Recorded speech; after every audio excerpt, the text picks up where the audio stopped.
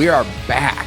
Welcome in to the Bearcast on SicEm365.com. We are sponsored by WellMed Medical Management. Things are going to be a little different, but Colt and I will have guests from SicEm365 each week to discuss the hot topics in Baylor sports. Our hope is to bring you the best coverage of as many Baylor sports as possible with focus on football and basketball. The layout will be a little bit different. Instead of 1 hour on Tuesdays, we'll be posting multiple throughout the week and a special premium episode for our SicEm365.com subscribers. Let's dive in. Today, we are talking key takeaways from Baylor's spring football, which concluded on Saturday with Baylor Blitz. Colt, glad we're doing this again. Glad you're back on the Bearcast and excited to go through these takeaways. Take it away and then give me your first takeaway whenever you're ready. Yeah, man, I'm really excited to get back into the groove. Obviously, since football season, I've been a little bit absent on this, but I guess in general, the Bearcast has been around. So we're kind of just picking up where y'all left off a few weeks ago, and I'm really pumped to do this. Kind of be more centric, more of our voice being heard every single day for the most part is our goal. And we don't want to say it's going to be every single day, but we're going to record a lot of episodes on a lot of topics to really dive in deep to Baylor sports, and really excited to get to talk to everyone about these, answer questions, mailbags, etc. It should be a lot of fun with you and I doing this together. So yeah, spring takeaways, man. What a interesting spring. Because we know all the changes that are happening. You talk about transfer portal was the first part, NIL. Now we're getting into revenue share, and it's making people really rethink how spring is approached, because we just saw almost the last day of spring football, you have a big portal entry and Brennan Bett hitting the portal for Baylor, and a guy that you thought was going to contribute. But now it's goes back to you refocus of how do we prevent those things from happening in the future. I think Baylor handled it pretty well. And the idea of let's run spring right up to the close of the spring portal, and not allow much time. Baylor had some guys go in that realized, hey, we're probably not going to play. That's good attrition in a lot of ways. But what we saw last week with Brennan Bett, that's not good attrition. But in general, the takeaway for me is just how do you approach these things? Baylor was really cautious with injuries, giving up too much of maybe some young guys to make public what these guys are doing. But in general, you have an investment in players now, a monetary investment. And the last thing that you want to do is get them injured in the spring. I think back to 2 springs ago when you had Jarrell Boykins there, and you think he's going to be a stud for you in the fall. He starts getting banged up early. Trey Emery's banged up, and those were ended up being key pieces. Now you're saying let's string this out as long as we can through the summer and into fall before we start getting these guys a ton of contact potential for injuries. And every single practice, every single opportunity that Baylor had, guys were missing time. And I think truly that's protecting an investment. I don't think there's anything that's just major concerns. There are some that might linger a little bit further, but in general, I think my biggest takeaway is just saying, hey, we're going to protect these guys until the fall. We have hands-on opportunities in the summer as well to develop them. But we're spending too much money, especially with revenue share out of the athletic department beginning this summer. Essentially, like, we can't continue to do this and risk guys getting injured and then not being available for the fall. Right. And I mean, that's definitely a big takeaway, the injuries. And yes, like you mentioned, a lot of guys sat out, a lot of guys missed time this spring to make sure they didn't suffer something that was more severe. But there were still, quite a few kind of significant injuries. And I mean, the last one came during Baylor Blitz with Devin Turner getting injured. So very curious kind of what the outcome is there. We don't quite know yet, but that one was obviously a little scary. Both running backs missed time. Bryson Washington, Dawson Pendergrass, Taz Williams. He went out there the entire camp with a yellow jersey on, but they were being cautious with him for the most part. And yet he shows up at Baylor Blitz and he's doing all the one-on-ones and taking a little bit of contact and fighting through it. So, yeah, there was a lot of that. Holding out Michael Trigg for a lot of camp was part of that. And there's multiple guys. The list goes on of guys they held out. And I think you're exactly right. It was a very smart decision by Baylor to do that. You can't afford to lose guys to injury. You can't afford to lose a substantial amount of guys. And Baylor was able to avoid that. Now, something else they're able to avoid, and you hit on it a little bit at the top, and it was going to be my first kind of takeaway here. It's that the transfer portal, it's one of those things that's changed a lot of things, and it's centered around tampering. and the fact that Yeah. tampering is rampant around this sport right now.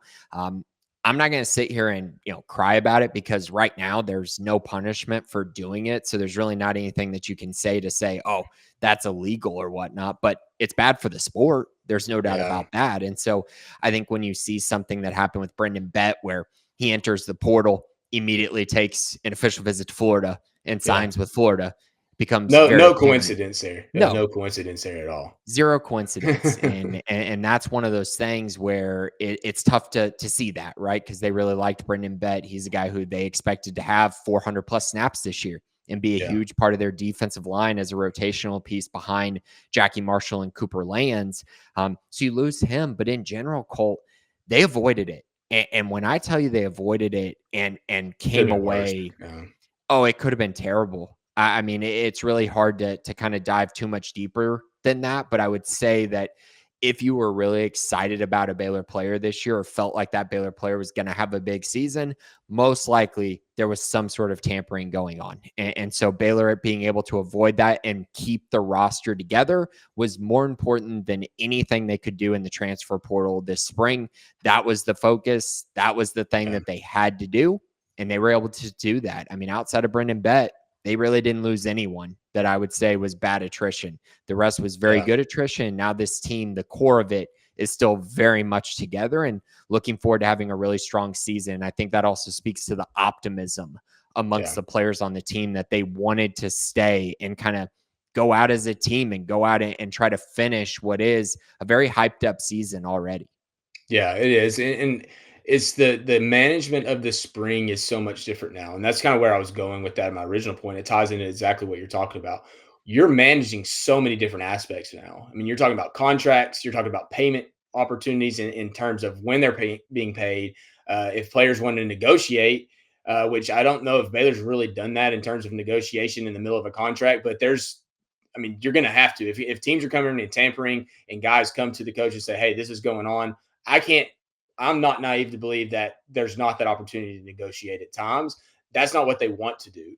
And that's pretty frustrating. And it's really interesting with Brendan Bett. This is a guy that was academically ineligible to play last year, and he's still being tampered with. And there's no guarantees that, I think from everything we have heard, he's on track to be fine for the fall. And obviously at this point in the spring, you would kind of know, but he still has to get through a summer, because up until the beginning of fall camp last year, the expectations were unclear about him. And then they finally started figuring out he's not going to be eligible to play. So for Florida to, hypothetically, if that is Florida tampering, which it would make sense, he is a guy that wasn't even eligible last year to play. And that kind of shows you the depths that teams are going to take. Now, house settlement, all those things that are coming into play moving forward could prevent that. I have a piece coming out on Wednesday of this week, actually, that's talking about what that looks like, the changes with the house settlement.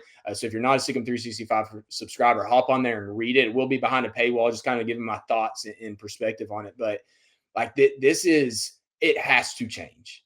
And I don't want this is supposed to be about Baylor football, spring football, but like, this is crazy. The only people that this stuff benefits are the ones that are taking advantage of it, that have deep pockets. And if you love college football, you don't want this. You don't want this from a macro or micro standpoint.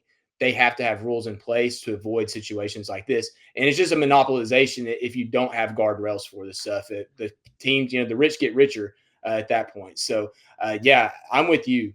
For Baylor to avoid speaks to the culture of Dave Aranda and what he has created. And that goes back truly through all of the ups and downs that they've had since 2021.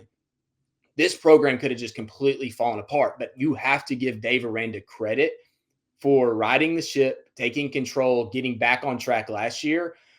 But then he reemphasized his culture this offseason, because he had great example, Sawyer Robertson. How many programs would have loved to have him as their quarterback for this next year? And he's still in Waco. He will and did get paid. He's going to have money coming in from Baylor, but there's teams that were going to be willing, but players want to play for Dave Aranda. And I think what we saw through this spring absolutely epitomizes his culture that he has built, and you just hope it can continue. It's in the DNA. Yeah. And I mean, it's been Yeah. in the DNA of the program. I mean, even when they were having really bad years, like the 2023 year, there wasn't this mass exodus that a Yeah. lot of people were trying to say was going to happen to this program, and it didn't. And then it didn't happen again this time around, where you have a bunch of walk-ons entering the portal, guys who weren't going to have an impact on the team. And so, yeah, I think that it's something that's really special about what Dave Aranda's built. And I think it's something really special about where this program is at the moment. All right, Colt, do you have another takeaway that you want to get to? Nothing specific. I think it would go to Sawyer Robertson, and that's just a general statement. But when's the last time that Baylor's had a quarterback coming off a season like that that's returning? I mean, you could point to Charlie Brewer after 18 going into 19, or really, I guess maybe 19 going into 20. But then there was a coaching change. But everything aligns right now with Sawyer Robertson, the leader of the team, the offense with Jake Spavital. There's not many programs in the country that can kind of lean into saying, look at everything we return. He goes through the full spring, no drama, nothing like that. That is massive for the stability of this program. And truthfully, maybe as much as Dave Aranda's culture, the team looks at that and they say, hey, our dude's coming back at quarterback. And Sawyer's, that is a massive leader statement to be done with that, to not have any issues with it. To be committed to the program. And he's getting paid. There's zero doubt that Baylor is going to be competitive in the payment for that. But it could have been a lot of drama, and we didn't see it. And I think that from your leadership standpoint at the quarterback position of a guy that's returning that threw for 3,000 yards in basically 11 games, started games, you don't get that around the country. You see quarterbacks moving everywhere. And we just saw it at Tennessee. I mean, that particular move is nuts, and Tennessee wasn't even willing to do what the kid wanted them to do. So Baylor has stability at quarterback, and I think that's throughout the spring. Hopefully he's healthy as he gets into the summer, but that's my storyline. It's like, if you have that in college football right now, that's massive, and Baylor has it. Absolutely. And you want to talk about a guy who had just this super loud national media talking about him leaving. And I mean, it was from the moment the Baylor season ended. I mean, you had guys just throwing stuff at the wall saying, oh, yeah, Jake Spavital and Sawyer Robertson are going to Oklahoma. Yeah. Okay, that's super just all right. We're just guessing here. And then the Tennessee thing happens, and you just see people all over Twitter. Oh, Sawyer Robertson is one of like 4 names of people that are, very interested in the Tennessee job. And then you look over at who Tennessee got, and you're like, was anyone really that interested in leaving? I don't know. I think it's a weird timing thing. I think people are just trying to make up storylines, but Baylor, they invested in their guy. And for him to have this full spring where he's unquestionably the guy, he acted like a leader. I think I think the blueprint for this program definitely needs to be centered around your quarterback being a leader. And I think that is very important. And Sawyer is definitely that. That gives me a lot of hope that this team's going to have a very successful fall when you have a quarterback like that. You need him to stay healthy, but they've really built this team around him. They have a great offensive line, bunch of receivers who have taken steps forward, a bunch of new guys as well to try to take this offense to another level, an elite group of running backs. I mean, everything's there for Sawyer to have just this massive season. I saw Matt Miller, who's the NFL draft scout for ESPN, was already talking about Sawyer potentially being a draft pick in 2026, which I do think is very likely at this point. He's definitely going to get drafted. I don't know where, but it definitely seems like he's trending in that direction. And who knows, with the big fall, maybe something else takes off there. But I do think it's important to mention, like you said, when the guy at the top is so solidified and bought into the program, it trickles down to the rest of the guys in the program. So the last takeaway that I had, Colt, was kind of just this idea of, what does Baylor need out of the transfer portal now? Because you went through, got to see a full camp, got to see who got injured, got to see kind of where things lie, right, with the depth chart and where things are at. So I think the transfer portal needs kind of becoming clearer when you look at the nose tackle position due to the injury to Samu Taumanu Pepe, defensive end, potentially replacing Brendan Bett. Wide receiver, they've been looking for a guy with size. I think it's pretty apparent when you look in there too deep. They don't have a single guy that's over 6'1". Josh Cameron is the only wide receiver, who's kind of right around that. They definitely want some more size there. Cornerback, they're looking for experience and depth. Offensive line, potentially 2 there, looking for some depth, some multi-year guys. And then, of course, the tight end position, which has been mentioned a little bit just due to Michael Triggs' injury and Kelsey Johnson's, both of them pretty much out all of spring. So Baylor worked with 3 tight ends throughout camp, basically, which was kind of funny to watch. But I think in general, just kind of understanding where Baylor is at from a roster construction standpoint and what they're trying to do during this transfer portal season to try to make sure that they check all the boxes to make sure this team is as well-rounded and as deep as possible. Yeah, I look back to the 23 season with Blake Shapen, and I remember, transfer portal was just really getting started, and the discussion was they need to get receivers, and they never did. They never addressed it, and that's something that has completely 180'd, and not receiver specifically, but the transfer portal. And being able to attack the transfer portal in 2 windows is massive. And so I think if you see the potential for this team and you don't capitalize on transfer portal windows, even if it's just adding depth, you're missing it. Like, you have to do it. And you talk about scholarship limits, you talk about NIL, like, you have flexibility in creating additional depth. And we don't know, and no one's really ever going to publicize scholarship limits, like how many scholarships is Baylor, TCU, Texas Tech, how many are going out, but there's flexibility there. You have the opportunity to pay guys who are not even on scholarships. So we don't know exactly where Baylor sits, but we know they're trying to add guys. And you mentioned it, getting receivers on the roster that are bigger is a massive need. I actually mentioned that recently. Like, that could be an X factor for this offense that doesn't really have any visible holes going into the summer. You add one more guy that adds a little bit more length. Where could this offense go? Year 2 of Jake Spavital, I'm looking at that position specifically of if they address that with someone capable, maybe of a 500-yard, 5-touchdown type of season, to couple with Michael Trigg at tight end, some smaller slot speed guys, that entire offense could go to another level, even from what we saw last year. Definitely. They need another guy who can go up and win contested catch opportunities, which right now it's basically just Josh Cameron and then Trigg, who is a tight end. So it's a little bit different, right? But yeah, they definitely need another guy like that. And that's been clear really since the winter portal. They've been looking for a guy like that, even with the additions of Kobe Prentice and Cole Wilson. Aside from that, I just think it's a very interesting time and a very interesting scenario that Baylor has. Dave Randa mentioned that now they get to be on the offensive because they were playing a bunch of defense for a lot of this transfer portal period. And now, you kind of know where you're at, right? You know where your NIL budget is at. You know what your roster looks like. You know how many spots you have available. Now you can really dive in and figure out the guys that you want to add, figure out where the needs are, and figure out, how you're going to put this roster together to, again, just make sure that you're going to compete at the highest level and that a couple of injuries here and there aren't going to completely derail a season. Yeah. And I think the last thing I'll point out on this and toss it back to you is that the transfer portal is an inexact science after you get past a certain level. Adding guys this late, like it's more of a formula of saying, okay, what do we need? Who checks boxes? There's no guarantee that anything is going to be given to you from the portal at this juncture. So I'm really anxious to see that calculus kind of go into play, that formula go into play, and who they get.